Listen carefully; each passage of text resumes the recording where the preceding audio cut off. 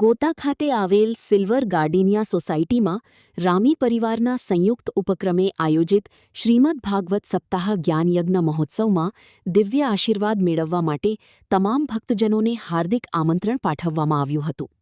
Shri detective Abhishekbhai Rami, Shrimati advocate અંજનાબહેન Rami અને કુમારી પૃથ્વીબહેન રામી દ્વારા આયોજિત આ પવિત્ર કથાનું અધિક માસ નિમિત્તે વિશેષ મહત્વ છે. આ મહોત્સવમાં સ્વશ્રી વસંતકુમાર રામી તથા સ્વશ્રીમતી મયુરાબહેન રામીના પરમ કલ્યાણાર્થે અને તેમની મધુર સ્મૃતિમાં વિશેષ પિતૃતર્પણ વિધિઓ અને પૂજાનું પણ આયોજન કરવામાં આવ્યું હતું. આ સપ્તાહ દરમિયાન અમદાવાદ મંડળવાળાના પ્રખર વક્તા પૂજ્ય શાસ્ત્રી શ્રી ડૉક્ટર ધવલભાઈ જોશી તેમની આગવી અને અદ્ભુત શૈલીમાં ભક્તોને રસપાન કરાવ્યું. આ દિવ્ય પ્રસંગે શ્રી ડિટેક્ટિવ અભિષેકભાઈ રામીએ જણાવ્યું કે આ ધાર્મિક મહોત્સવની સમુદાય માટે આટલી સુંદર રીતે આયોજિત કરવા બદલ હું અંજના, પૃથ્વી, સમગ્ર રામી પરિવાર અને સિલ્વર ગાર્ડિનિયા સોસાયટીના તમામ સભ્યોનો આભાર માનું છું. મહોત્સવના વિવિધ ધાર્મિક ઉત્સવોની વિગતો આપતા એડવોકેટ શ્રીમતી અંજનાબહેન અભિષેકભાઈ રામીએ જણાવ્યું કે આ કથામાં દરરોજ ભક્તોની એક નવો દિવ્ય આનંદ મેળવ્યો, જેમાં પૂથી યાત્રા, કપિલ જન્મ, નરસિંહ અવતાર, શ્રીકૃષ્ણ જન્મોત્સવ, ગોવર્ધન અન્નકૂટ પૂજા, રૂકમિણી વિવાહ અને સુદામા ચરિત્ર જેવા પવિત્ર ઉત્સવો ધામધૂમથી ઉજવવામાં આવ્યા. આ ઉપરાંત 28 મેના રોજ સવારે વિશેષ પૂજા અને સાંજે મહાપ્રસાદ સાથે ભવ્ય નારાયણ યજ્ઞનું આયોજન કરવામાં આવ્યું છે. આ મહોત્સવની આધ્યાત્મિક ભવ્યતા વધારવા માટે આયોજકો દ્વારા દેશના અગ્રણી સંતો, મહંતો અને મહામંડલેશ્વરોની રૂબરૂ આમંત્રિત કરવામાં આવ્યા છે, જેઓ કથા દરમિયાન પધારીને ભક્તોને પોતાના આશીર્વચન પાઠવ્યા. હું અભિષેકભાઈની ફઈ છું. મારું નામ પ્રીતિ વિજયકુમાર રામી છે.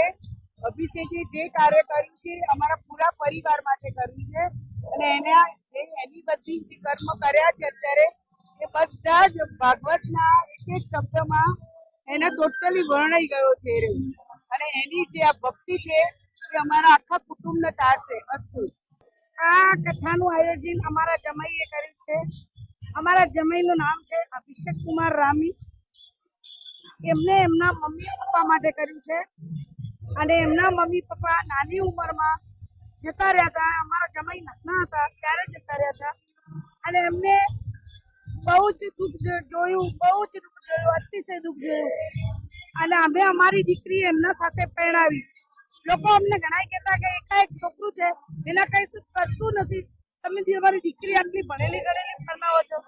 અમે કોઈનું ના સાંભળ્યું, અમે પરણાવી અમારી દીકરી અને આજે અમારી દીકરી 12 વર્ષ થયા છે લગ્ન કર્યા ને 12 વર્ષમાં અમારા જમાઈ એટલી ઊંચી ઉપર આવી ગયા છે કે જે અમારા ખાનદાનમાં કોઈએ પણ આ કથા જે ભાગવત કથા છે જે આપણા ધર્મમાં આવે છે, હિન્દુ ધર્મમાં આવી કથા અમારા માવિત્રામાં કોઈએ પણ નહીં કરી, અમારા શાસ્ત્રમાં કોઈએ પણ નહીં કરી, મારી દીકરીના શાસ્ત્રમાં પણ કોઈએ નહીં કરી, પણ મારા જમાઈ અભિષેક કુમાર રામી પોતાના મમ્મી પપ્પા માટે આ જે આયોજન કર્યું અને કથાનું કર્યું છે એમની મોક્ષ માટે, એમની મુક્તિ માટે 7 દિવસની આ કથા છે. એના પછી યજ્ઞ થશે, હવન થશે અને આજે ભગવાનના લગ્ન છે, રૂકમણીના અને કૃષ્ણ ભગવાનના લગ્ન છે. અમને બહુ જ સારું લાગે છે. અમને આનંદ આવી ગયો છે. બીજું તો અમને કશું નથી ઉઠતું. એ તો તમને દેખાતું હશે અમારા આ જે અમે તૈયાર થઈને ઉભા છીએ એના ઉપરથી લાગતું હશે કે અમને કેટલો આનંદ છે. અમને બહુ જ આનંદ છે. અમે અમારી દીકરી એક એવા વ્યક્તિને પરણાઈ છે જે ભગવાન કૃષ્ણ જેવા છે. અમને ગૌરવ છે કે મા બાપ વગરનું છોકરો પણ આટલો સંસ્કારી છે અને એ પણ LLB કરેલું છે. એમને પણ મારી દીકરીએ પણ LLB કરેલું છે. છતાંય આટલા ભણેલા ગણેલા લોકો તો અભિમાની હોય છે, ભણે છે એટલે પોતાના શિખર શું સમજે છે, પણ અમારો જમાઈ અમને સોના જેવા મળ્યા છે. મારી દીકરી જ્યારે એનું શરીર થોડું જાડું હતું તે લોકો જોતા કે એની છોકરી તો જાડી છે, આમ કરીને જતા રહેતા. મારી દીકરી કે મમ્મી ચિંતા મત કર, સોનું મળશે. તો મારા સોના જેવો મારો જમાઈ છે અને ભગવાન કૃષ્ણ જેવો મારો જમાઈ છે. મને ગૌરવ છે મારા જમાઈ ઉપર કે ભગવાન બધાને એવા જમાઈ આલે, આવા દીકરા આલે જે પોતાના મમ્મી પપ્પા માટે આટલું કરે છે અને એમના ખાનદાનમાં આવી કથા કોઈએ નહીં કરાઈ, અમારા ખાનદાનમાં કોઈએ નહીં કરાઈ. મેં આજ સુધી નથી જોયું કે અમારા કોઈ વંશમાં આવી કથા કરાઈ હોય. અને એમને લોકો કહે છે કે દીકરી એક ઘર તારે છે, અમારી દીકરી બબ્બે ઘર તારે છે. એના સાસરિયાનું ઘર તાર્યું અને અમારું પણ ઘર તાર્યું. અમને જમાઈ પણ એવા મળ્યા કે એના સાસરાનું ઘર પણ તાર્યું અને એમનું પોતાનું પણ તાર્યું અને અમારું ઘર પણ તાર્યું. એમના દ્વારા આજે અમારા અનેક પૂર્વજો જે એમનું મોક્ષ મળી રહ્યું છે. એટલે અમને તો આનંદનું કઈ પાર જ નથી. એમના વિશે શું કહું, શબ્દ નથી.